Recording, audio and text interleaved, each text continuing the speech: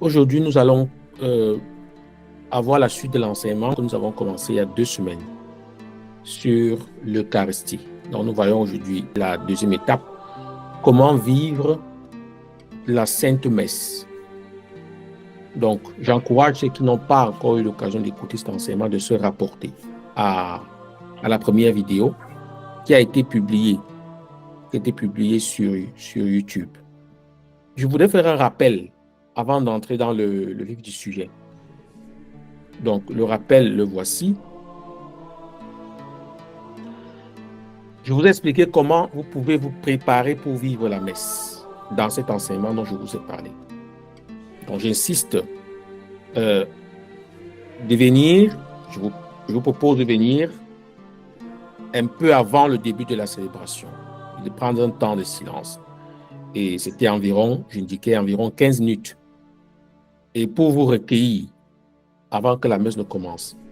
Plus vous êtes recueillis, donc, plus votre âme est disposée à rencontrer votre Seigneur. Évitez donc systématiquement d'arriver à la messe en retard. Faites tout ce qui dépend de vous pour que cela n'arrive pas. Car, comme vous le savez, déjà pour nous humains, le retard parfois dénote un manque de respect, une méconnaissance de l'importance même de la célébration de l'Eucharistie. Donc, votre Dieu est si important que vous ne pouvez pas vous permettre de le faire attendre. Ne dites pas comme certains, comme j'entends parfois certains dire, Dieu est mon Père, il va me comprendre. En fait, il ne s'agit pas de toi pendant la célébration de l'Eucharistie. Il s'agit de Dieu, il s'agit de la souveraineté de Dieu. Il s'agit du peuple, de la communauté avec qui tu es appelé à vivre l'Eucharistie. Donc, évite donc de te mettre au centre en venant en retard. Voilà. Donc, ça, c'est le rappel que je voulais faire avant de passer à l'enseignement proprement dit. Donc, je vous ai expliqué la dernière fois que l'Eucharistie a 2 tables, en fait, 2 parties, pour ainsi dire. La première table, c'est la table de la parole. Nous sommes longuement penchés dessus la dernière fois. Donc, la table de la parole, l'écoute de la parole de Dieu, l'homélie du prêtre, tout se partage autour de la parole de Dieu. C'est la table de la parole.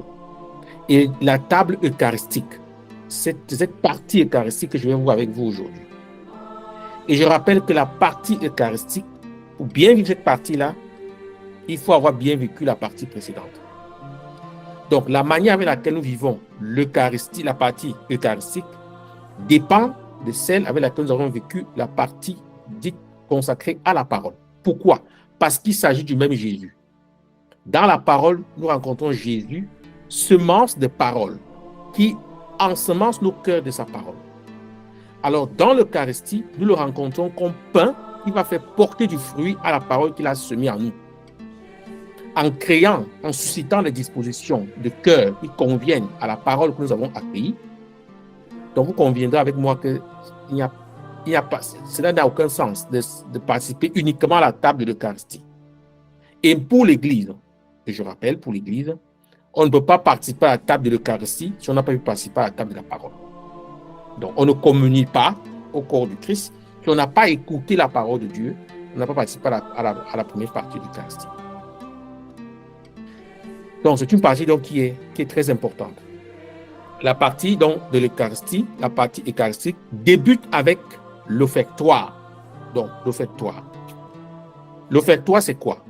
C'est la partie de la messe où les oblats, le pain, le vin, l'eau, donc tout ce qui va servir à la célébration de l'Eucharistie, où dans ces oblats-là sont apportés à l'autel. C'est ça la partie de la messe qu'on appelle l'offertoire. C'est aussi le moment où les fidèles apportent leurs offrandes.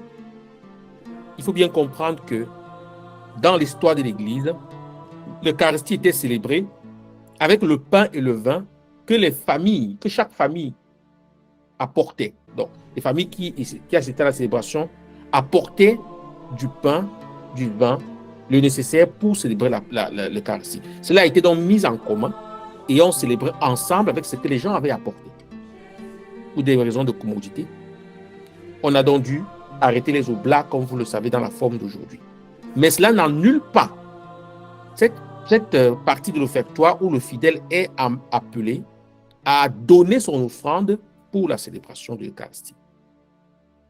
Donc, le pain donc, qui était apporté par les fidèles, ce pain apporté à l'autel deviendra le corps du Seigneur. Donc, nous le verrons tout à l'heure dans la partie, tout à l'heure dans les points qui vont suivre. Mais le pain que chacun apporte, qu'une famille apporte, c'est le pain qu'elle a dû prendre dans son champ. Pour faire ce pain, elle a dû prendre du blé dans son champ, elle a dû le préparer elle-même, avec tout ce que ça demande dans une maison, comme effort, comme matériel. Et la maisonnée a participé, chacun y a mis du sien pour que le pain soit fabriqué et que ce pain fabriqué puisse être offert au cours de l'Eucharistie. Ce que je veux souligner, c'est le symbole qu'il y a derrière, en fait. C'est-à-dire que derrière le pain que la famille était censée apporter, il y avait ce que la famille prélevait dans ce qu'elle avait besoin pour vivre, afin de faire ce pain, son temps, son énergie, son blé, ses réserves et tout, était donc apporté à l'autel du Seigneur pour la célébration. Et donc la famille se sent dans les oblats, partie prenante de la célébration. C'est très important du point de vue symbolique. Ça veut dire que le pain qui deviendra le corps de Jésus, c'est une partie de la vie de la famille. C'est une partie de sa sueur, de son effort que le Seigneur a consacré. C'est très important de le comprendre. Donc, aujourd'hui, on n'a peut-être pas cette forme-là, mais la signification de l'offertoire, telle que je vous l'ai décrite là, demeure. Elle demeure. Vous pouvez apporter une pièce d'argent pour participer à la vie de l'Église et permettre que la paroisse achète d'autres pains, d'autres bouteilles de vin pour la célébration de l'Eucharistie. En Afrique, les gens apportent carrément les vivres pour offrir au Seigneur et offrir au Seigneur au cours de la célébration, comme pour participer aussi à cet élan d'offrande de ce qui vient de leur champ. Donc le geste de donner quelque chose à l'offertoire est donc très important pour la messe. Je ne dis pas que si vous n'avez rien à donner à l'offertoire, la messe ne sera pas valide. Vous ne pourrez pas vivre la messe. Mais vous comprenez l'importance de cet élément. Jésus que vous recevez dans un morceau de pain utilisera ce que vous avez apporté pour se donner à vous. Et lorsque vous apportez quelque chose de votre vie, Jésus le consacre pour vous le redonner. C'est cette symbolique qu'il y a derrière, en fait. Donc ne venez pas à la messe, je vous encourage à ne pas venir à la messe les bras ballants. Et le fait d'apporter quelque chose, surtout quand c'est de coutume, que les gens puissent faire des offrandes pendant l'Eucharistie. Peu importe la valeur de ce que vous offrez, c'est au Seigneur que vous l'offrez et c'est important que cela participe de votre offrande pour l'Eucharistie. Alors, qu'est-ce que j'apporte au Seigneur à la messe? Vous vous souvenez des 3 questions que nous avons parlé dans la vidéo précédente. Ces 3 questions étaient formulées ainsi. Première question, qu'est-ce que le Seigneur veut me dire au cours de cette messe? Et pour ça, il fallait lire la parole. Et puis, dans la parole, je découvrais quelle est la grâce que je vais demander au Seigneur. Et enfin, en 3e partie, qu'est-ce que je vais offrir au Seigneur au cours de l'Eucharistie? Donc, c'est donc au moment de l'offertoire que, quand je me lève pour aller faire ma quête, pour aller apporter mon offrande, je dépose une partie de ma vie, une partie de ce que j'ai apporté pour donner au Seigneur, qui accompagne le geste de mon offrande que je dépose. Je dépose également cela à l'autel, j'apporte cela à l'autel du Seigneur. Donc, lorsque le prêtre va présenter le pain et le vin, par la formule-ci, il y a une formule consacrée pour cela. Tu es béni, Dieu de l'univers, toi qui me donnes ce pain, ou toi qui me donnes ce vin. Donc, lorsque le prêtre soulève le pain ou soulève le vin pour réciter cette formule, alors je dépose sur la patène. La patène, c'est ce plat-là, entre guillemets, sur lequel le pain est déposé. Alors je dépose par mon esprit sur la patène, ou alors dans la coupe, ce que je veux offrir au Seigneur au cours de la messe. Voici ce que, par exemple, la Vierge propose de dire au cours de cette partie de la célébration. Elle propose de dire ceci. Seigneur, je t'offre ce que je suis, ce que j'ai. Ce que je suis, je le dépose tout entier entre tes mains. Seigneur, élève, toi, le peu que je suis. Par les mérites de ton Fils, transforme-moi. Dieu très haut, intercède pour ma famille, pour mes bienfaiteurs, pour chaque membre de notre apostolat, pour les personnes qui y luttent, pour ceux qui se recommandent à mes pauvres prières. Apprends-moi à humilier mon cœur, afin que leur chemin soit moins dur. Voilà. C'est ainsi que prient les saints et c'est ainsi que je veux que vous fassiez. Ça, c'est la Vierge qui l'apprend à la dame dont nous avons parlé la dernière fois, qui s'appelle Catalina. Donc, elle lui apprend à dire cette prière au cours de l'offertoire. Vous pouvez l'adapter à vos propres mots. Vraiment, c'est la prière de l'offrande de soi. Alors, il y a quelque chose de très important que je voulais lire d'autre, que la dame va voir au cours de la messe. Qu'est-ce qui se passe? Elle décrit. Je dis systématiquement ce que la dame voit. Elle dit, soudain, je vis des personnes que je n'avais pas vues auparavant. C'était comme si du côté de chaque personne se trouvait dans la cathédrale ou la messe, où le diacre célébrait la messe. Donc, du côté de cette personne sortait une autre personne. Ainsi, la cathédrale se remplit de diverses personnes jeunes et belles, vêtues de tuniques blanches. Elle se dirigeait vers l'allée centrale, qui mène à l'autel, vers l'autel. Et notre mère me dit, regarde, ce sont les anges gardiens de chacune des personnes qui sont ici. C'est le moment où votre ange gardien porte vos offrandes et vos prières à l'autel du Seigneur. À ce moment, j'étais absolument saisi, dit la dame, par un grand étonnement, parce que ces êtres avaient un visage si beau et si rayonnant qu'il est impossible de s'y l'imaginer. Les visages resplendissaient d'une très grande beauté, presque féminine, bien que sans aucun doute, l'aspect général des corps, les mains et la stature fussent d'un homme. Les pieds nus ne foulaient pas le sol, mais allaient plutôt en glissant. C'était une très belle procession. Quelques-uns portaient comme un vase en or, avec quelque chose qui resplendissait d'une forte lumière blanche dorée. La Vierge me dit, ce sont les anges gardiens des personnes qui sont en train d'offrir cette messe pour beaucoup d'intentions diverses.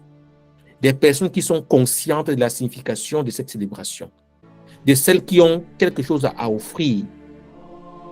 Et à ce moment, offrez vos peines, dit la Vierge, vos douleurs, vos espérances, vos joies et vos tristesses, vos demandes. Souvenez-vous que la messe a une valeur infinie. Par conséquent, soyez généreux dans vos offrandes et vos demandes. Donc, voilà ce que dit la Vierge. Mais ce n'est pas fini. La dame décrit. Derrière les premiers anges, donc elle a vu, marchaient d'autres anges qui n'avaient rien dans les mains. Elles étaient vides, dont les mains étaient vides. La Vierge dit, ce sont les anges des personnes qui tout étant ici, n'offrent jamais rien. Elles ne s'intéressent pas à vivre chaque moment de la liturgie de la messe et elles n'ont pas d'offrande à apporter à l'autel du Seigneur. En dernier, il y avait des anges qui étaient plutôt tristes, les mains jointes pour la prière, mais les yeux baissés. Et la Vierge dit, ce sont les anges de personnes qui, tout en étant ici, sont comme si elles étaient dehors, sans aucun désir de participer à la messe. C'est pourquoi les anges avancent tristement, car ils n'ont rien apporté à l'autel, sauf leur prière propre. Et la Vierge ajoute, n'attristez pas votre ange gardien. Priez beaucoup, priez pour la conversion des pécheurs, pour la paix dans le monde, pour votre famille, pour votre prochain, pour ceux qui se recommandent à vos prières. Priez, priez beaucoup, non seulement pour vous, mais pour les autres. Rappelez-vous que l'offrande la plus agréable au Seigneur est celle où vous vous offrez vous-même comme holocauste, afin que Jésus, en descendant, vous transforme par ses propres mérites. Holocauste veut dire sacrifice. Vous offrez un sacrifice vous-même. Donc la Vierge continue. Qu'avez-vous à offrir au Père? Qu'avez-vous à offrir au Père qui soit seulement à vous? Votre néant et votre péché. Mais si vous n'offrez, si vous vous offrez en union au mérite de Jésus, vous faites une offrande agréable au Père. Voilà. Donc, voilà la signification de l'offertoire. Vous voyez, c'est un moment central. Et je vous le dis la dernière fois, méfiez-vous des célébrations où les gens dansent tellement. Pour ça fait beaucoup de bruit. Parce que les gens n'ont pas le temps d'entrer dans la profondeur de ces rites. Et les choses sont vécues de façon machinale. Bien. Donc, après donc l'offertoire, le prêtre va dire une prière. Et il va dire une prière et après on va prendre le chant qu'on appelle le chant du Sanctus. Donc, on chante dans le chant du Sanctus, Saint, Saint, Saint est le Seigneur. Donc, ce texte est issu de 2 passages de la Bible. Ce chant du Sanctus. 2 passages. Le premier passage, c'est Isaïe au chapitre 6, versets 1 à 7. Je lis ce que Isaïe dit dans ce texte. L'année de la mort du roi Osias, je vis le Seigneur qui siégeait sur son trône très élevé. Les pans de son manteau remplissaient le temple. Des séraphins se tenaient au-dessus de lui. Ils avaient chacun 6 ailes. 2 pour se couvrir le visage. C'est-à-dire qu'ils ne peuvent même pas voir Dieu. Hein. Ils ne sont même pas dignes de voir Dieu. Ils se couvrent le visage. Et nous voyons Jésus au cours de la célébration, dans le pain. Parfois, nous baissons les yeux. Et ils ne sont pas dignes des anges. Alors, ils se couvrent le visage avec deux ailes. 2 pour se couvrir les pieds. Et nous qui venons dénuder dans les églises. Les anges eux-mêmes se couvrent les pieds devant Dieu. Et 2 pour voler, dit Isaïe. Ils se criaient l'un à l'autre. Saint, Saint, Saint, le Seigneur de l'univers. Toute la terre est remplie de sa gloire. Les pivots des portes se mirent à trembler à la voix de celui qui criait. Et le temple se remplit de fumée. Pourquoi de fumée? Parce que la gloire du Seigneur était au fait. La prière montait par ce chant des séraphins. Je dis alors, malheur à moi, je suis perdu, car je suis un homme aux lèvres impures. J'habite au milieu d'un peuple aux lèvres impures, et mes yeux ont vu le roi, le Seigneur de l'univers. C'est Isaïe qui réagit comme ça quand il voit la sainteté de Dieu qui se manifeste dans la manière avec laquelle les séraphins adorent Dieu en chantant Saint, Saint, Saint est le Seigneur. Vous voyez, c'est la première partie du Sanctus que nous chantons à l'Eucharistie. Qu'est-ce qu'on peut retenir de ce texte-ci? Ça veut dire que le chant du Sanctus prouve que c'est un chant qui est chanté par les anges. Je vous l'ai dit. Je vous l'ai dit dans le premier enseignement. Chaque fois que nous commençons l'Eucharistie, l'église est pleine des anges. La Vierge l'a rappelé tout à l'heure pendant l'offertoire.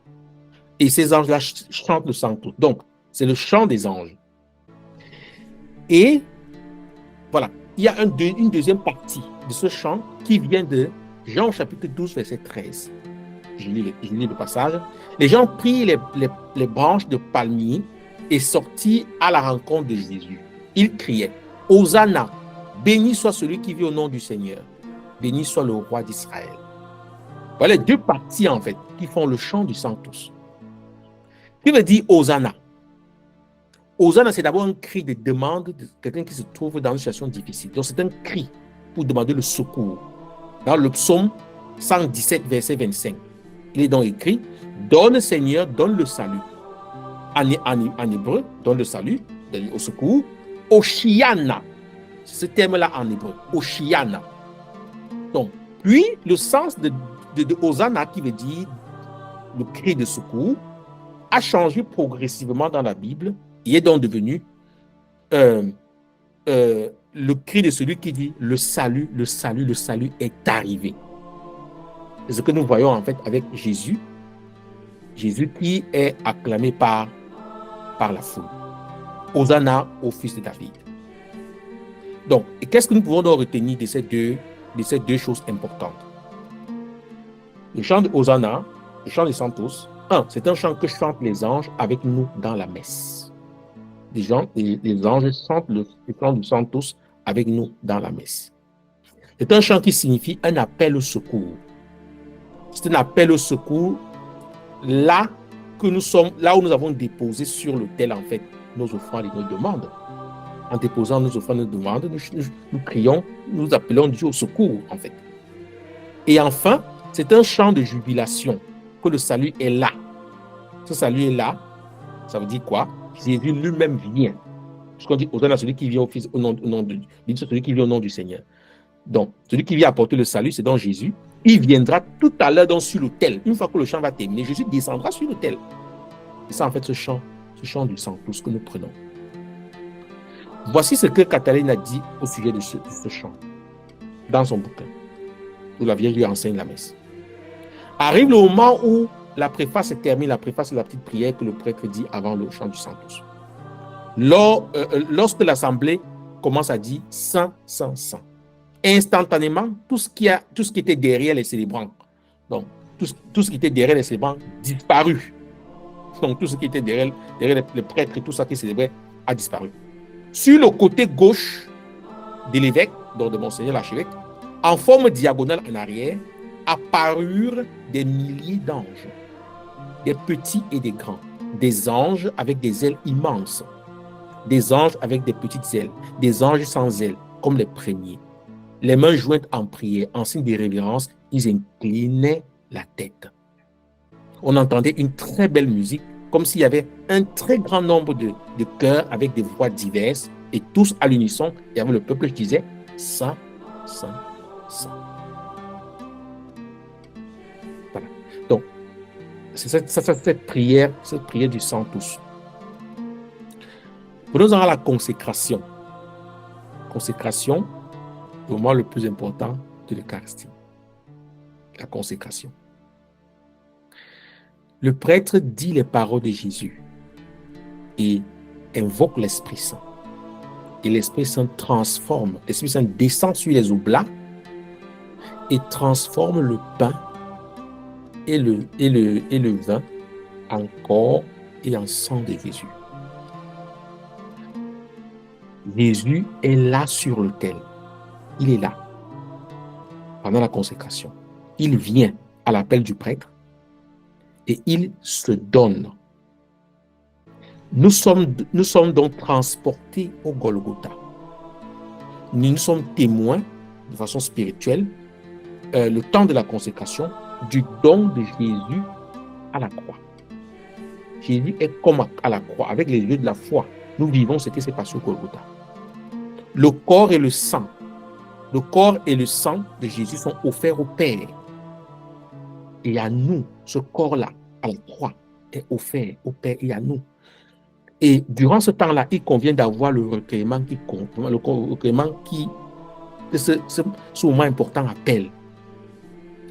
En général, il faut vivre ce moment à genoux et en silence. À genoux et en silence. Lorsque le prêtre lève le pain consacré, c'est pour qu'il soit adoré. Quand il finit de dire « Ceci est mon corps, ceci est mon sang », et qu'il lève le pain consacré, c'est pour que Jésus, qui vient de descendre dans ce pain, soit adoré. Ça dépend des prêtres, il y en a qui les lèvent plus ou moins, qui les ramènent plus ou moins rapidement après l'avoir levé. Moi, je prends du temps pour que les gens aient suffisamment le moment pour adorer le Seigneur. Donc, même si le prêtre met 2 secondes, ça suffit pour donner un cri d'adoration. Pareil pour le sang de Jésus. Vous pourrez dire beaucoup de paroles qui vous passent par la tête. Jésus, je t'aime. Jésus, je t'adore. Ou alors ce cri de Thomas. Mon Seigneur et mon Dieu. Jésus, prends pitié de moi. Jésus, je t'adore au roi de l'univers. Tout ce que l'Esprit mettra dans votre cœur comme cri d'adoration.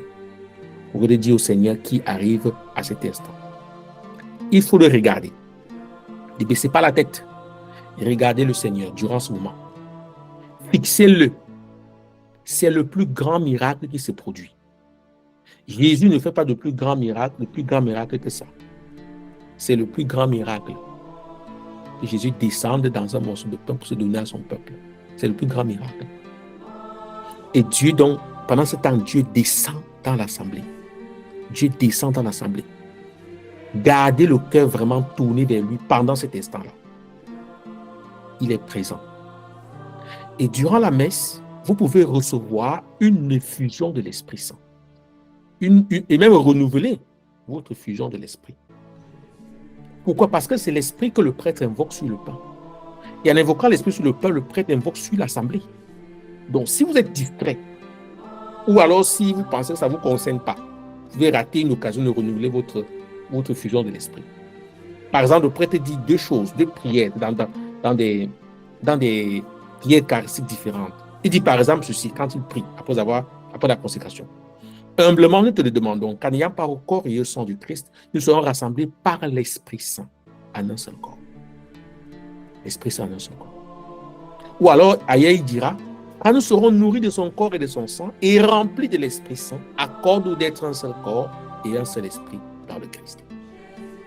Donc, si vous êtes connecté, entre guillemets, pour parler de façon informatique, connecté aux paroles que le prêtre prononce, l'Esprit accomplit à ce moment en vous ce que le prêtre prononce comme parole dans la personne du Christ. C'est pour ça que c'est très, très important de rester attentif pendant tout le moment de la célébration eucharistique.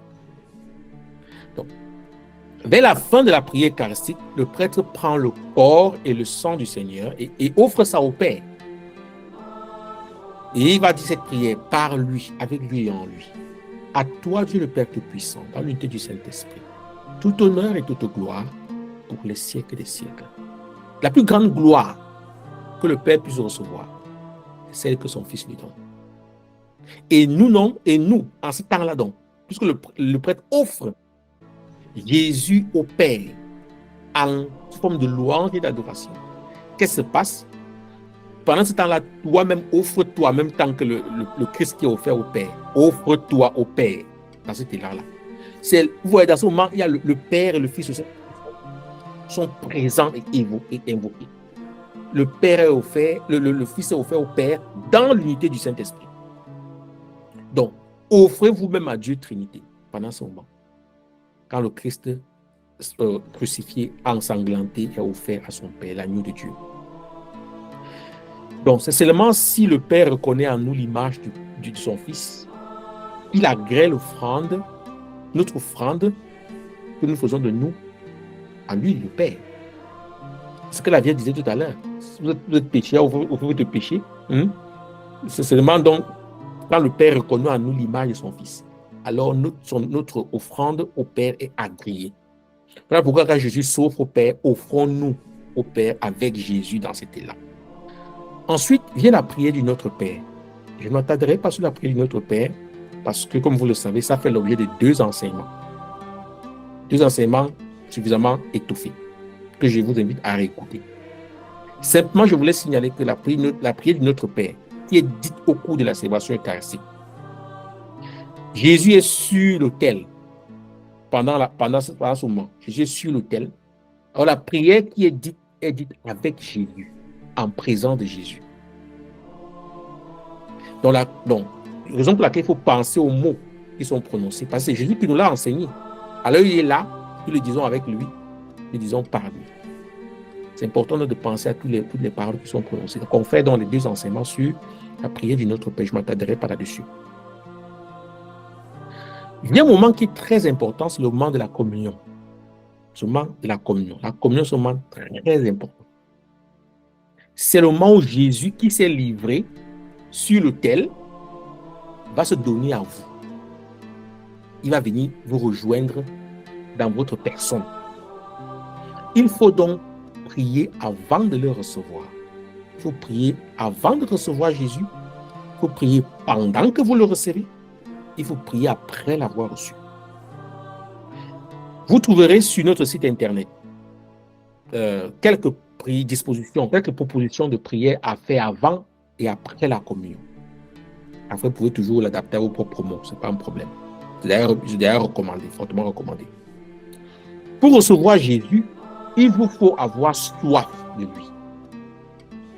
Si vous allez recevoir la communion sans être brûlant du désir de le recevoir, vous ne recevez rien d'autre que un morceau de pain.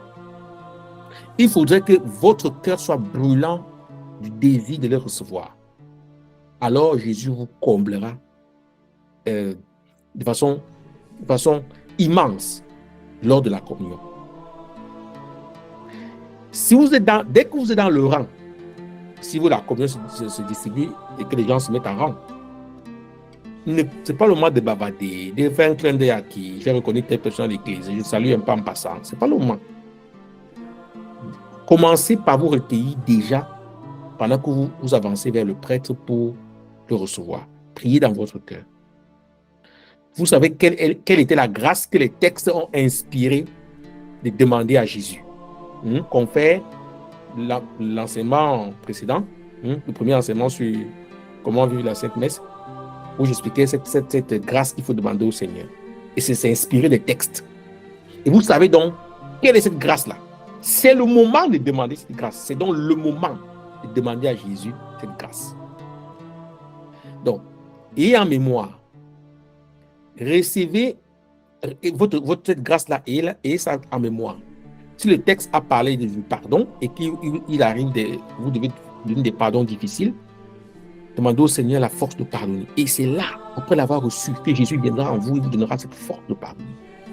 Donc, la grâce à demander est liée au texte, à ce que Jésus vous a dit dans les textes. Donc, vous verrez dans les propos du premier enseignement comment faire pour vous ouvrir cette grâce. Recevez de préférence Jésus sur la langue et non pas sur la main.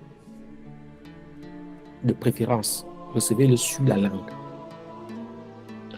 Retournez à votre place, fermez vos yeux et faites d'abord un moment de silence. Commencez pas trop bavarder. Lorsque vous l'avez reçu, retournez à votre place et prenez un moment de silence. Parce que Dieu est en vous. Dieu est en vous. Prenez un temps de silence. Laissez-le vous combler. Laissez Dieu vous combler. Vous remplir de son amour, de sa tendresse, de sa paix, de sa joie. C'est un moment très important. La communion, c'est un moment très important. C'est là où Jésus rencontre la pauvre personne que nous sommes. Les autres parties de l'Eucharistie, Jésus est donné au peuple. Il se donne au peuple. On le voit, on le contemple. Là, Jésus vient rencontrer notre petite personne avec toutes les misères. Ne ratez donc pas ces rendez-vous. C'est très important de les vivre. Comme j'ai dit, plus votre soif sera grande, plus Jésus vous comblera. Ne parlez pas aux voisins. Ce n'est pas le moment. N'empêchez pas le voisin de rencontrer Jésus. Le moment de la communion, c'est le moment où Jésus guérit beaucoup de gens dans l'Eucharistie. C'est le moment où les personnes s'ouvrent à sa présence et l'accueillent. Jésus guérit pour deux raisons. La première raison, c'est, puisqu'on l'a dit, Seigneur, je ne suis pas digne de te recevoir. Dis seulement une parole et je serai guéri. C'est la parole que nous disons avant la communion. Ce n'est donc pas surprenant que Jésus guérit beaucoup pendant le moment de la communion. Donc, lorsque vous avez reçu Jésus, vous avez transporté Jésus à votre place. Votre voisin peut-être n'est pas croyant. Peut-être il est venu seulement rendre visite à l'église. Peut-être la foi n'est pas profonde. Quand vous arrivez à votre place, Jésus est à côté de votre voisin. Pourquoi Jésus peut guérir votre voisin? Donc, et c'est le moment où Jésus vous visite. Il y a 3 moments où moi j'ai expérimenté la grâce de guérison de Jésus dans ma propre vie. Les grandes guérisons intérieures que j'ai reçues du Seigneur. 3 moments. Premier moment, pendant la confession. Pendant la confession, Jésus guérit beaucoup de blessures intérieures. C'est pas le moment de faire le cours sur la confession. On aura un module là-dessus. Quand vous allez chez le prêtre confesser vos péchés, confessez aussi vos blessures intérieures. Offrez ça à Jésus dans sa miséricorde qui se déverse lors de la confession. Deuxièmement, Jésus guérit, en tout cas mon expérience, pendant l'adoration eucharistique. Lorsque j'arrive à déposer à ses pieds ce qui est lourd. Et troisièmement, c'est pendant la communion. Les plus grandes guérisons intérieures que j'ai reçues, c'est ces 3 moments-là. Donc Jésus guérit pendant la communion.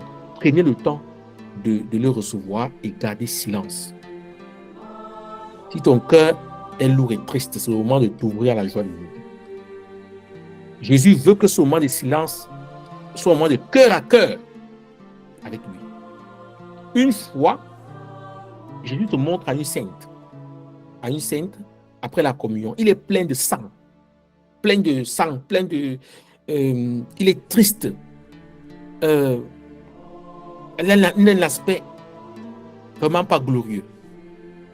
Et la sainte de lui demander, Seigneur, qu'est-ce qui se passe? Pourquoi tu as cet aspect? Et Jésus lui répond, beaucoup viennent de me recevoir dans la communion comme un objet sans vie. Beaucoup me reçoivent dans la communion comme un objet sans vie. À peine ils m'ont reçu, qu'ils m'ont déjà tout de suite éconduit. Je ne trouve pas d'accueil dans leur cœur quand je rentre. Voilà pourquoi Jésus était avec cet aspect de quelqu'un qu'on a porté, qu'on a jeté dehors. Alors laissez le Seigneur vous combler. Les plus grandes guérisons, je vous l'ai dit, se passent pendant ce moment-là. Voilà. Remerciez Jésus d'être venu chez vous. Remercie Jésus d'être venu sur toi dans ton petit cœur. Parle-lui avec tes mots. Surtout, donne-lui ton cœur, ton amour, ta tendresse. Si tu ne peux pas prendre la communion, communier sacramentellement pour multiples raisons, peut-être ce jour-là, tu n'as pas pu te confesser, que tu as un péché grave dans la conscience, ou alors que tu es carrément empêché de te confesser parce que ta situation ne te le permet pas. Il est possible de recevoir Jésus, de communier spirituellement, qu'on appelle la communion spirituelle. C'est une communion qui est possible. La condition est qu'il faut que le désir soit grand. Pour la communion spirituelle, le désir doit être grand de recevoir Jésus. Et il faut avoir demandé pardon avant au Seigneur dans sa prière personnelle. Puisqu'on ne peut pas recevoir les sacrements, on peut demander pardon au Seigneur avec la ferme résolution de mettre votre vie à l'ordre. Alors pendant la communion, quand tes frères se lèvent pour aller communier au Seigneur, je ne peux pas te recevoir dans le pain consacré, mais tu peux venir dans mon âme, Seigneur. Je t'accueille, viens dans mon âme. Et Jésus viendra dans ton âme. Bien sûr, cette communion spirituelle ne remplace pas la communion sacramentelle. Donc, il faut tout faire pour mettre ta vie en règle, pour pouvoir recevoir Jésus, comme il se donne normalement à nous dans l'Eucharistie. Si vous vivez l'Eucharistie de cette manière-là, il n'y a pas moyen que Jésus ne vous transforme pas. Vous n'allez jamais vous habituer aux Eucharisties. Il n'y aura jamais une Eucharistie qui sera égale à une autre. Puisque chaque jour, Jésus vient avec quelque chose de nouveau. Vous n'allez jamais vous habituer au Seigneur. Vous n'allez jamais vous ennuyer en sa présence. Parce que votre Eucharistie est préparée. Vous savez, pour chaque jour, ce que vous allez demander, les fardeaux que vous allez apporter, ne sont pas les mêmes fardeaux. Ne sont pas les mêmes grâces que vous allez demander. Les textes ne sont pas pareils. Donc Jésus vous fera vivre des choses différentes. Il viendra, il te donnera ce que tu es capable de porter pour ce jour. Plus ton cœur est grand, plus Jésus est capable de te combler. Jésus est présent dans la communion. Il faut qu'on s'ouvre simplement à lui.